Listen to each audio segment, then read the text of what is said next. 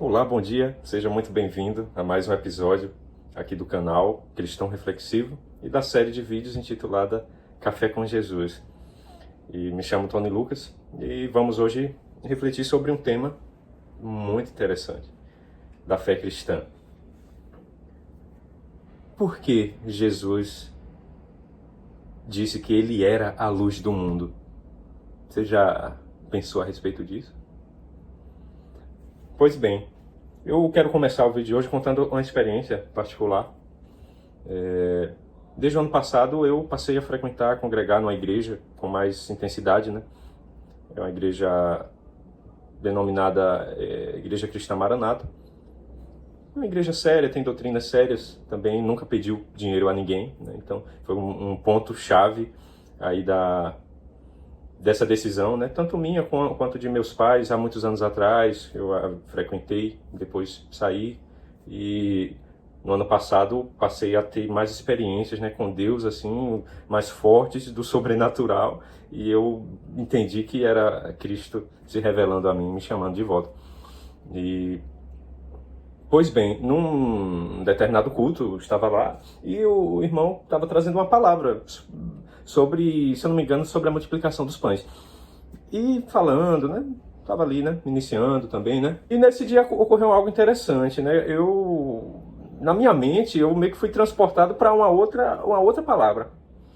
E o Senhor, né, começou a ministrar assim no meu coração sobre Jesus como a luz que resplandece nas trevas, que é até o texto que nós vamos ler hoje, que é Isaías 9:2, que diz o seguinte: o povo que andava em trevas viu uma grande luz, e sobre os que andavam na região da sombra da morte resplandeceu a luz.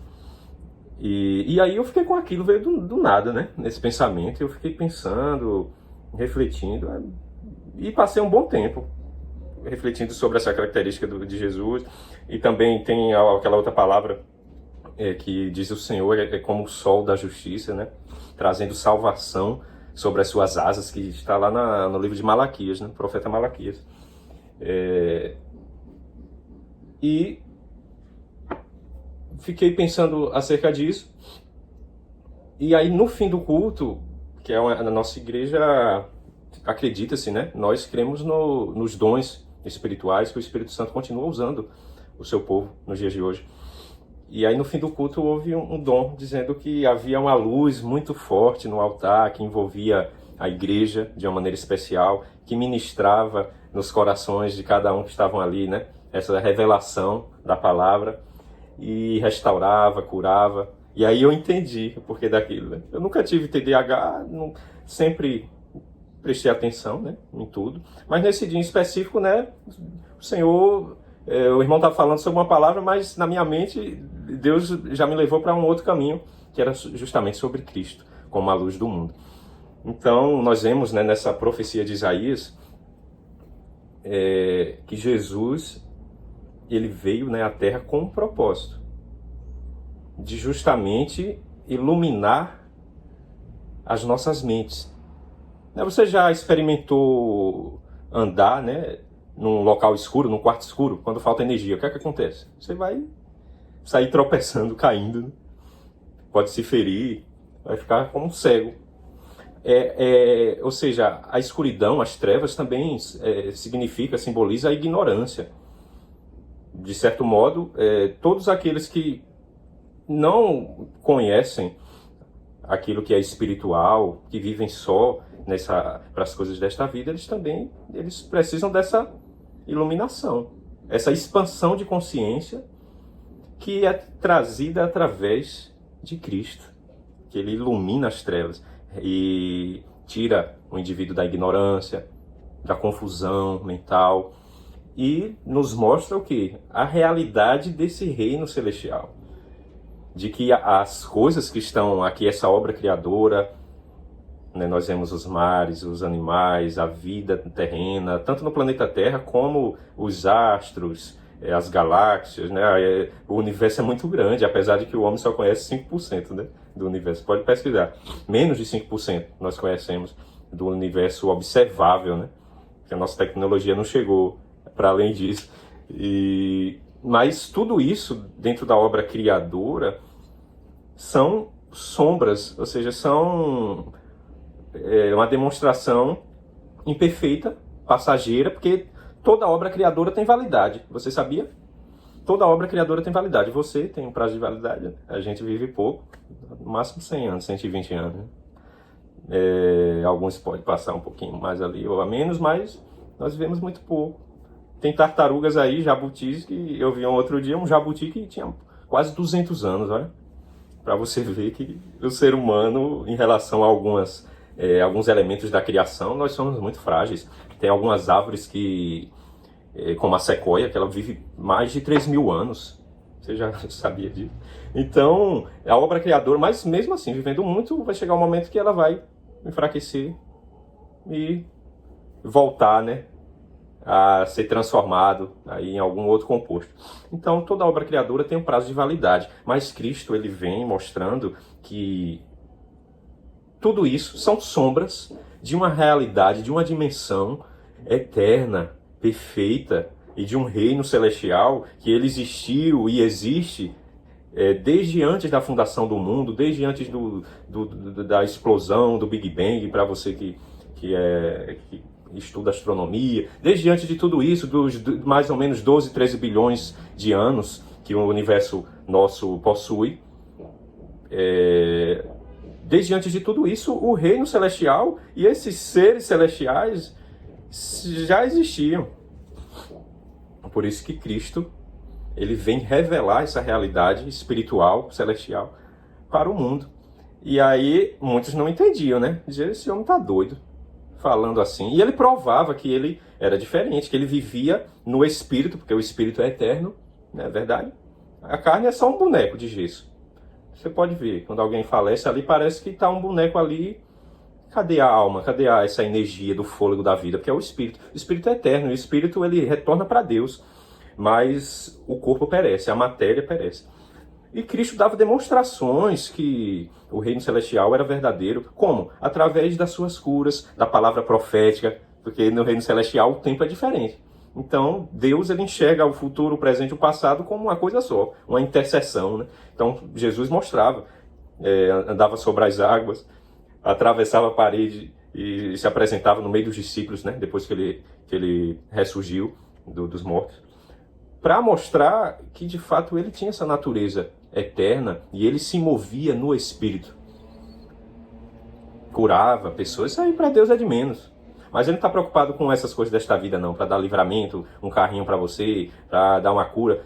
Isso não foi o propósito primário de Deus para enviar Cristo nessa terra. Ele veio justamente com o propósito de resgatar o homem, fazer que nós reconheçamos que somos dependentes desse Deus Pai Criador, que somos pecadores, que precisamos nos arrepender e sermos conformados na imagem de Cristo, como ser humano perfeito. Tem até, né, uma das cartas de Paulo fala isso. Então, o trabalho todo do Espírito Santo é fazer que nós fiquemos mais parecidos com Cristo.